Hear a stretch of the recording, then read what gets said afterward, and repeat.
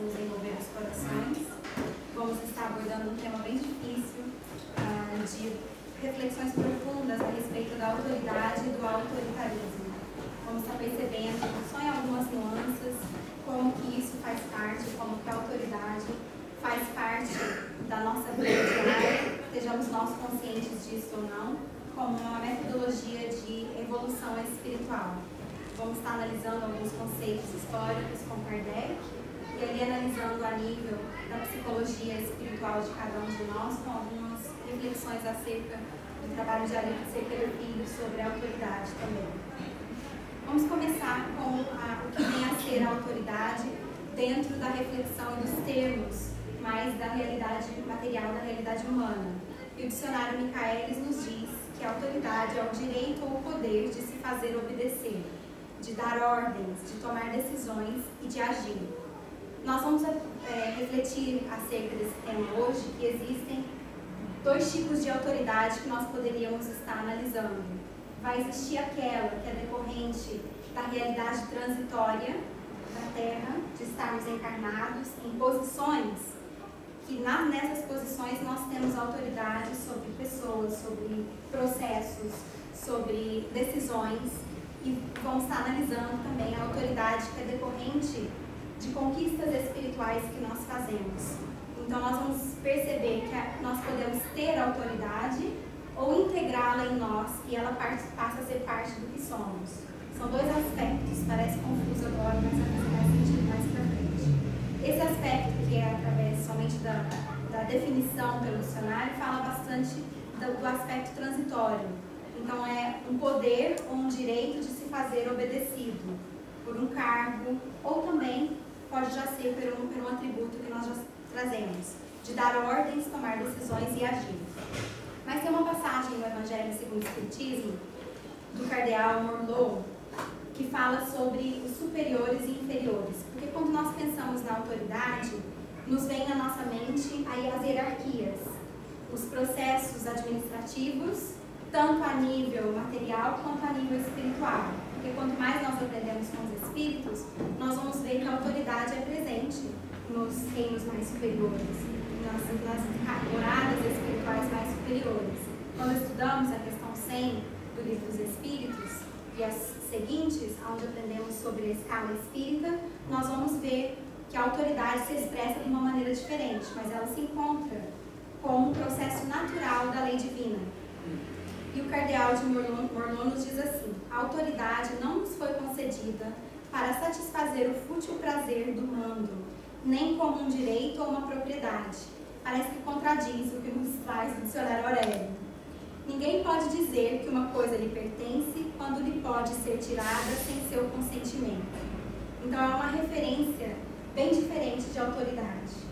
É algo que não é para ser abusada, porque é algo que não nos pertence em essência se nós não a integrarmos em nós. Então eu posso ter um cargo que me dê uma autoridade temporária, mas posso não ter esse cargo daqui 2 anos, daqui 1 mês, amanhã. Então são situações das quais não poderemos considerar como sendo pertencentes a nós, se elas podem ser modificadas pelas questões naturais da essencialidade de estarmos encarnados num planeta transitório, numa realidade material transitória. E ele nos chama a atenção: o depositário da autoridade detém a responsabilidade de um encarregado de almas. Ali que está a responsabilidade pela autoridade. Todos os aspectos nas quais nós temos subordinados ou seres que somos responsáveis para auxiliar, para dirigir, para orientar, nós estamos sendo responsáveis por almas, como nós estudamos no Livro dos Espíritos, para que elas possam ser bem-sucedidas, bem orientadas, dentro de uma liderança que estimula o crescimento de cada um de nós. E é uma visão bem diferente da autoridade daquela que eu mando e eu utilizo dos seres, das pessoas, das circunstâncias, das situações para alcançar o fim. Kardec, em Obras Póstumas, faz uma revisão histórica de como a autoridade e o poder se manifestou na Terra. Quem tiver a oportunidade de estudar, estude esse capítulo, essa passagem, porque traz informações que falam a respeito de nós, dos nossos aspectos psicológicos se manifestando ao longo das eras. Ele começa dizendo que na história o poder e a autoridade se manifestam através da aristocracia. E a aristocracia, quando nós vamos analisar a etimologia da palavra, que vem do grego, fala do poder e fala dos melhores. Aristo fala dos melhores, e cracia é poder. Então, sempre analisando que o poder esteve pertencente aos melhores, mas basta entender o que nós pensávamos e ainda pensamos que vem a ser os melhores. Quem são os melhores segundo as nossas concepções? E a história do desenvolvimento da humanidade inicia nas aristocracias patriarcais. Então, eram reunidos em pequenas vilas, em pequenos grupos sociais, onde seguiam-se os mais velhos, porque eles tinham mais experiência, tinham mais tempo de vida. Então, por decorrência, tinham maior conhecimento. Então, respeitavam-se mais e tinham maior autoridade aqueles que se encontravam em situações de mais velhos. Isso ainda é presente na Terra, quando nós analisamos agrupamentos indígenas, respeita-se sempre aquele que tem mais experiência, aquele que é mais velho. Mas a história foi mudando ao longo dos tempos, e os nossos paradigmas também. A aristocracia da força bruta quase que aniquilou a aristocracia patriarcal. Devido ao egoísmo e aos interesses por conquistas territoriais, nós vamos ver, através das histórias das colonizações das civilizações indígenas, que a força bruta acabou tendo maior autoridade do que a própria aristocracia patriarcal. Porque através da agressividade nós fomos transgredindo consciências no abuso da autoridade. E ali angariando maiores conquistas transitórias e temporárias. Kardec então vai passando uma análise histórica para dizer que depois da força bruta, quando as sociedades começaram a se estabelecer e as civilizações começaram a se formar, ali veio a dar nascimento à aristocracia do berço, que viria através dos sobrenomes, qual família que nós pertencíamos. Se fôssemos de uma família nobre, tínhamos mais autoridade, poder sobre os outros. Se fôssemos de uma família da qual não era conhecida, não tínhamos tanta autoridade, estávamos mais submetidos àqueles que eram mais poderosos. E ainda se encontra presentes em algumas sociedades resquícios dessa aristocracia do nascimento. Se gostamos de falar de títulos, se valorizamos muito o sobrenome, tradições familiares, nós vamos perceber que nós trazemos resquícios dessa autoridade ou dessa paradigma sobre a autoridade e a aristocracia em nós.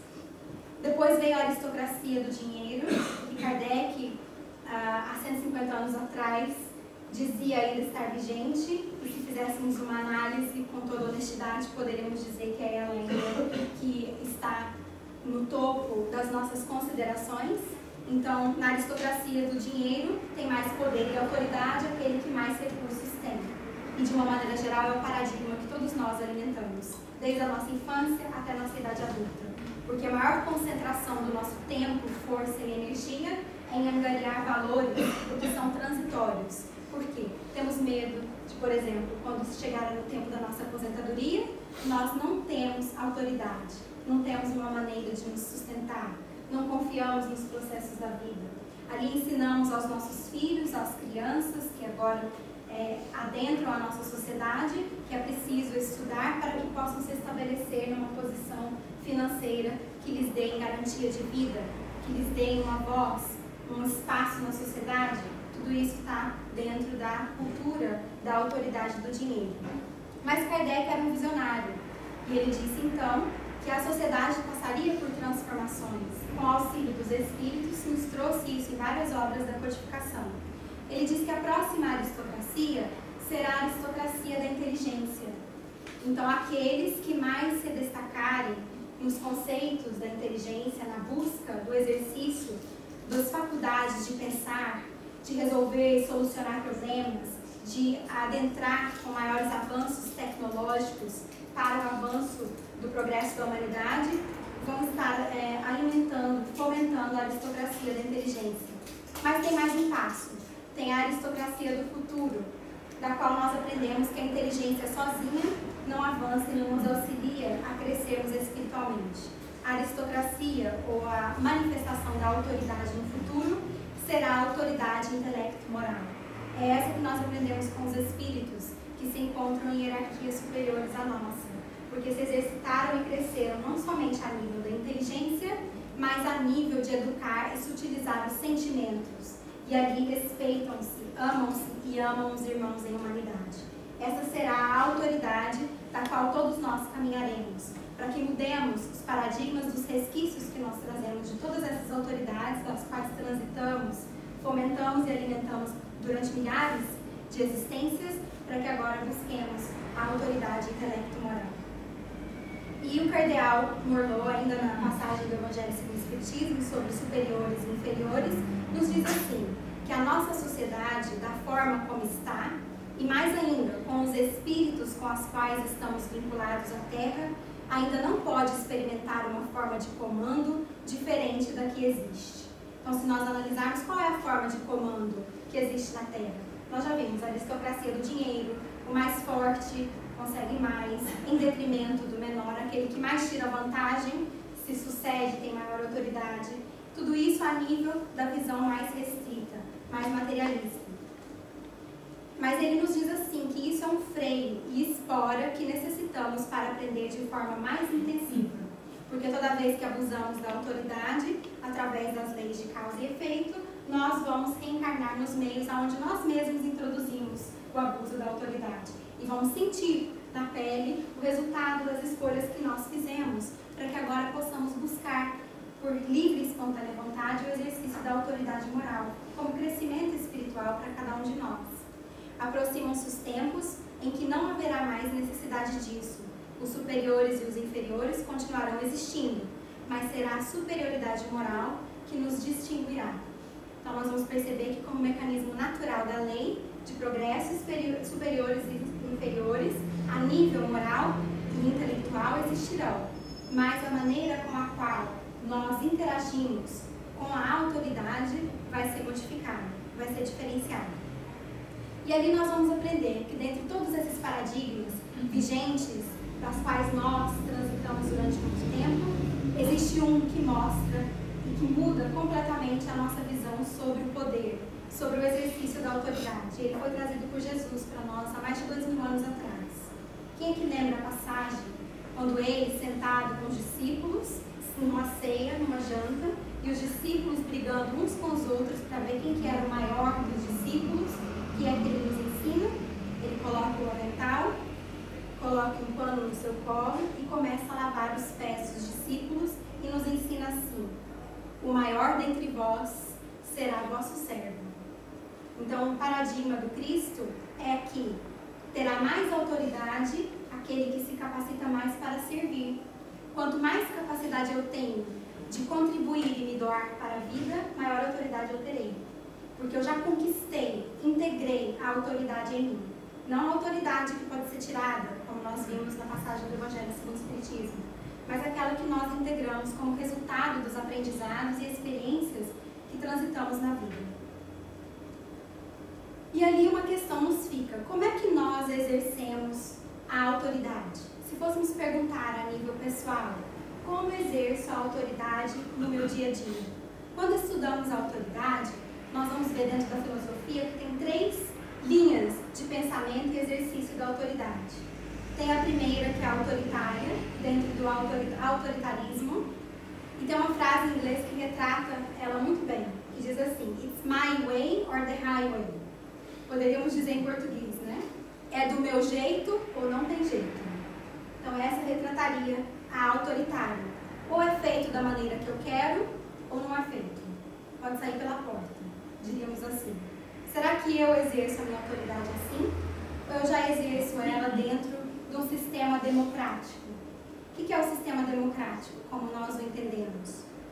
Existe uma consulta entre o que seria necessário ou para perceber as necessidades de um grupo. Seja um grupo familiar, seja um grupo social, seja um grupo político, da qual nós estamos envolvidos. E ali, dentro do que atende à necessidade da maioria, dentro do bom senso, nós então elegeríamos aquilo como sendo a melhor maneira de atuar.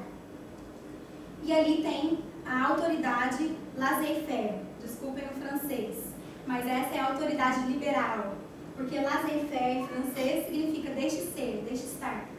Muitos de nós somos assim, não é? No exercício da autoridade, deixa ser, eu não quero desagradar ninguém, Então vamos ser liberais, deixa eu fazer o que quer. E ali as consequências vão estar cada vez voltando para nós. Por exemplo, dentro da educação do lar, quando temos a responsabilidade por filhos, por crianças que adentram o nosso lar, se nós utilizarmos essa autoridade liberal, o que é que vai acontecer? Deixa ser, deixa estar, é criança. É melhor não contrariar. Há alguns anos, na frente, esse ser, esse espírito reencarnante vai passar por decepções, vai analisar que existem limites a serem respeitados e a experiência será mais dolorosa.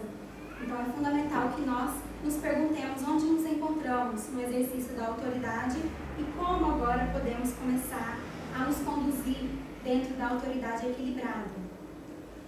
Porque poderíamos nos questionar se a autoridade que o Cristo nos ensina é aquela que é decorrente de ser integrada em mim, e não uma posição social na qual eu mando e desmando, mas simplesmente o fato de, por ter vivido uma experiência, aquilo nos dá autoridade, porque na Terra nós já temos algumas posições que assumem isso. Nós poderíamos dizer, quando vamos assistir uma palestra, um seminário sobre medicina, quem vai estar falando é um médico que fez uma pesquisa científica para a cura de uma deficiência. Nós dizemos assim, aquele médico é autoridade nesse assunto. Por quê? Porque estudou, porque se colocou na experiência de buscar o conhecimento para isso. E como é que nós fazemos isso? Como é que chegamos da autoridade na qual somente os cargos que ocupamos, quer dizer, a autoridade temporária, para a autoridade integrada em nós? Não tem outra maneira a não ser através dos ensaios, das experiências das quais nos colocamos. Quem nos ensina isso é a Lídia de Cerqueira Filho, na obra Saúde das Relações Familiares. Ele nos diz assim, que nós temos a tendência de, quando queremos nos exercitar na autoridade, de ir ou para o extremo ou para o outro. Ou nos tornamos autoritários, quer dizer, que é um mecanismo de desamor, aonde eu quero mandar, dar ordens, e tem que ser do meu jeito. Não interessa o que o outro pensa, o que tal pessoa diz, mas tem que ser do meu jeito. Ou nós tendemos a caminhar para a permissividade. Se eu sou muito carente, se eu não sei me posicionar diante do outro, eu não quero entrar em conflitos, então eu vou ser sempre dizendo amém, a que todo mundo quer. E ali pode ser que transforme-se num caos. Ali ele vai nos ensinar que esse não é um movimento amoroso, é um movimento do pseudo-amor, é o amor falso. Porque para agradar aos outros, eu digo assim, eu quero estar bem com todo mundo, achando que isso é amor, mas para agradar aos outros, eu me auto-anulo. Eu transgrido a minha própria consciência, porque às vezes eu posso estar contrariando o ideal que eu tenho, uma proposta espiritual que eu tenho. Então ele nos vai ensinar que não é nem um extremo nem o outro, o exercício da autoridade.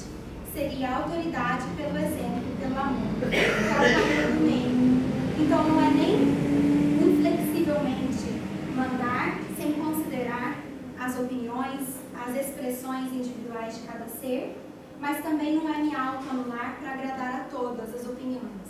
Existe um caminho do meio. Como é que nós fazemos o exercício para esse caminho do meio? Ele prossegue dizendo assim, para que eu me perceba se sou autoritário, se eu estou dentro do autoritarismo, que eu reflito acerca das necessidades. Todo exercício que nós fazemos, nós estamos focados nas necessidades dos outros ou só nas minhas necessidades? Se eu estou só nas minhas necessidades, eu estou dentro do autoritarismo. Mas também se eu estiver só dentro das necessidades do outro, eu estou na permissividade. Eu não estou buscando encontrar-me diante dessa experiência. O caminho do meio é considerar as nossas necessidades, dentro do diálogo, onde vamos estabelecer um caminho comum. Ali vai existir o quê? Renúncia do outro e renúncia dos interesses que eu tenho, para que possamos achar uma solução aonde, sem transgredir a minha consciência nem a consciência alheia, possamos encontrar uma solução para esse conflito. Ali ele vai explicar sobre o autoritarismo de uma maneira que fica clara para nós. Caracteriza-se por um excesso de limites, ordens, ameaças, proibições e castigos. Então, se eu sou muito autoritária, eu vou estar sempre dizendo assim, se nós não fizermos isso, nós vamos ser prejudicados ali. Eu posso até estar dentro da doutrina espírita com esse pensamento. Se eu não fizer o bem hoje, se eu não me movimentar no fazer o bem, amanhã eu vou para um bravo. ou eu vou ter que lidar com obsessão espiritual. Isso denota uma certa inflexibilidade do autoritarismo, porque o que está por trás do autoritarismo, quando nós analisamos? É um falso poder, porque é reconhecido pelo sentimento de medo ao qual uma pessoa é submetida. Então, dentro do autoritarismo, nós não seguimos um ser porque respeitamos, seguimos porque temos medo. Os seres não nos seguem porque nos respeitam, têm medo. Medo de serem criticados, de serem expostos, da agressividade, vários aspectos. Dá para perceber, por exemplo, se nós estamos na frente de um trabalho, de uma posição, ou liderando um projeto, se as pessoas que trabalham conosco nesse projeto, às vezes vão só num colega nosso, não vêm nos perguntar, nos vêm nos consultar, denota que podem ter medo da nossa atitude. E ali vão alguém que poderia explicar com uma atitude mais democrática. Então podemos perceber esses aspectos em nós. Mas o autoritarismo fala bastante da questão do medo, da imposição do medo. E o medo e o receio que nós trazemos também. A permissividade, segundo Arílio, nós nos sentimos obrigados a abrir mão de coisas importantes e sempre ceder para acabar com as brigas, colocando-nos em segundo plano. Então nós queremos agradar a todos, menos a nossa consciência. E ali nos colocamos, nos anulamos em segundo plano. Permissividade está ligada à distorção do conceito de bom. Nós achamos que bom é agradar aos outros. Nós vamos aprender que dentro do doutrina espírita, ser bom é ser fiel à nossa consciência e seguir as leis de Deus, que não necessariamente vão ser agradar aos outros. Às vezes vai ser nos posicionar e contrariar as expectativas dos outros, mas estamos diante da nossa consciência, buscando nos posicionar para nos libertar de ter que depender do outro, da aprovação do outro, para continuarmos e crescermos, ali nós estaremos nos libertando da permissividade. Então, como conquistar essa autoridade moral, sabendo que o abuso da autoridade denota o autoritarismo, mas também que a ausência da autoridade denota a permissividade? Não existe outra oportunidade para nós, para exercitarmos isso, a não ser diante dos conflitos. É ali que nós estaremos no laboratório do exercício da autoridade. Não chegaremos à autoridade que o Cristo nos ensina de servirmos, se não começarmos por nós a trabalharmos diante dos conflitos que atraímos para nós próprios. Então, quando eu percebo que eu estou num relacionamento onde existe o autoritarismo, que denota o desamor, que nós vimos, porque dentro do autoritarismo está a agressividade, está o egoísmo, porque é só da minha maneira, ou não tem outro jeito, está o orgulho, na qual eu me considero superior. Todos esses são mecanismos de desamor, de comportamentos egóicos. Então, diante do autoritarismo, eu vou perceber que existe uma imposição do ponto de vista. Pode ser meu, ou pode ser o ponto de vista que alguém apresenta para mim. Diante disso, existem dois comportamentos que nós podemos identificar. O primeiro é o da passividade. Então, diante de uma imposição de ponto de vista, se eu trago resquícios do autoritarismo em mim, eu vou me conformar externamente. Então, eu vou sorrir para o lado de fora, mas por dentro eu vou estar em efervescência, porque eu não concordo com aquilo. Então, existe uma revolta interior. Então, eu posso usar uma máscara onde por fora está tudo bem, mas por dentro eu não estou resolvida acerca desse conflito. Ou pode existir o comportamento da reatividade. Então, diante de uma imposição de um ponto de vista, seja esse ponto de vista imposto em nós, ou nós impondo esse ponto de vista no outro, vai existir a insurreição contra o outro, a revolta, a rebeldia, a agressividade. E o contraponto recíproco. Porque se eu trago o autoritarismo e o outro também, vão ser dois choques de egos ali, porque não estou preparada a ceder nem o outro também. Agora vamos ver os conflitos dentro da permissividade, que nós já vimos que é o pseudo-amor, que é o amor falso. Porque se eu, na realidade, me anulo para que eu possa agradar os outros, eu não estou exercitando o auto-amor. Sem o auto-amor, eu não posso verdadeiramente amar o outro. Eu trago um conflito a nível íntimo. Então, dentro da imposição do ponto de vista, da autoridade do outro, ou seja, eu exercendo essa autoridade, existe a pseudo-aceitação. Eu finjo que eu aceito. Pode ser conscientizado ou não, mas eu me auto-anulo. A vontade, o pensamento, o meu ponto de vista, eu deixo e adoto o ponto de vista do outro. O que acontece com o conflito? Ele é adiado, ele não saiu, ele não foi resolvido, porque eu não me conscientizei e não digeri. Nós estudamos aqui que a gente engole bastante sapo. Então seria isso, eu estou engolindo sapo, cada vez mais, aceitando o ponto de vista do outro, quer dizer, pseudo-aceitando e anulando o meu. Vai chegar um ponto que vai entrar em efervescência e vem com maior violência, porque eu não trabalhei aquela questão conflituosa em mim. Então, diante do conflito, onde nós vamos aprender sobre a autoridade e o respeito sincero e real pela autoridade da qual também nós estamos submetidos, diante da imposição do ponto de vista, quer dizer, ali existe uma contrariedade no ponto de vista, sejamos nós apresentando aos outros ou os outros apresentando a nós vamos buscar a identificação com o alto amor. Quer dizer, perceber que, como filha de Deus, eu sou única. Ninguém vai pensar como eu. E eu também posso ter que lidar com pessoas que não vão pensar como eu penso. Então, dentro do alto amor, eu me seguro no fato de que importante para mim são as considerações que eu trago a respeito de mim e eu me aceito diante delas, por decorrência aceitando os outros. A aceitação da pessoa que está querendo se impor, sem contudo aceitar a sua imposição. É ali que está a diferença. Eu estarei percebendo que o ser pensa de uma maneira diferenciada que eu, traz um ponto de vista diferenciado do que eu trago, mas eu não anulo o meu ponto de vista. Se eu tenho convicção de que o meu ponto de vista é o que é melhor para mim, dentro do conhecimento de que eu trago, eu não anulo esse ponto de vista. E tem um pensamento de Voltaire que ilustra bastante isso. Voltaire dizia assim uma frase: eu não concordo em absolutamente nada do que você me disse agora, mas eu defendo até a morte o teu direito de dizer justamente o que você disse. Então seria mais ou menos essa questão. Eu posso não concordar com o ponto de vista do outro, eu não me anulo diante a ele. Eu ainda trago o meu ponto de vista, mas eu aceito que o ser traz um ponto de vista diferente do meu. E ali a busca do consenso por compreender o movimento egóico do outro e o nosso também. E buscamos, através de renúncias do que nos é possível, encontrar um ponto central, um ponto no meio. Nós vamos estudar com Kardec, no Livro dos Espíritos, o que acontece com o abuso da autoridade, que seria o autoritarismo. Quais as decorrências disso para nós, se estamos em posições onde isso se manifesta para nós? O que se deve pensar dos que abusam de sua autoridade, impondo aos seus inferiores excessivo trabalho? E os Espíritos nos respondem: isso é uma das piores ações. Todo aquele que tem o poder de mandar é responsável pelo excesso de trabalho que impõe aos seus inferiores, porquanto assim fazendo, transgride a lei de Deus.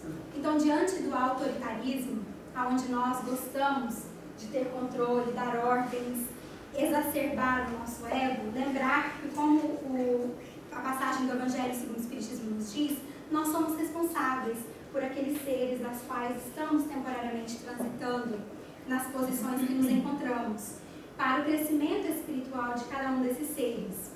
Então, dentro dessas questões, lembrar que todo excesso e abuso do poder, da autoridade que nós nos exercitamos, trarão consequências para nós mesmos, porque estaremos atraindo experiências nas quais teremos que lidar com a autoridade também de uma maneira abusiva.